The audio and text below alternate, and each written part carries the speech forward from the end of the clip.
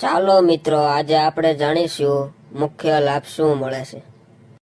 પ્રથમ સહાય આપણે જાણીશું ચારો ઉગાડવા સહાય, ઘાસ, લૂસર, જુવાર માટે બીજ સહાય, સિંચાઈ માટે સહાય, જમીન તૈયાર કરવા સહાય। સહાય નંબર 2, માટી સુધારણા સહાય, માટીનું પરીક્ષણ, ઓર્ગેનિક ખાતર માટે સહાય, જમીન ઉપજ વધારવા માર્ગદર્શન।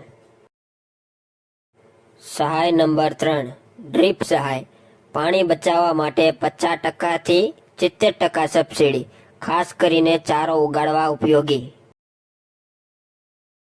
સહાય નંબર 4, પશુપાલન સાથે જોડાવાની સહાય, ગાય ભેંસ ખરીદવા સહાય, પશુ શેડ ચાપરું બનાવવા સહાય, ચારો સંગ્રહ માટે સહાય।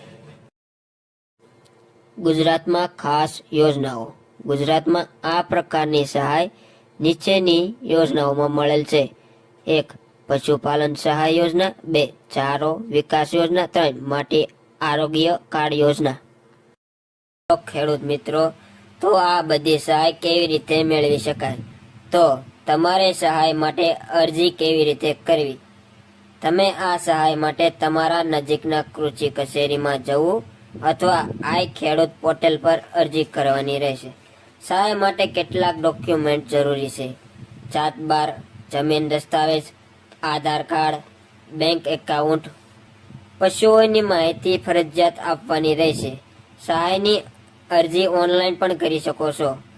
તો મિત્રો, આવા વિડીયો જોવા માટે અમારી સરકારી યોજના ચેનલને સબસ્ક્રાઈબ કરો।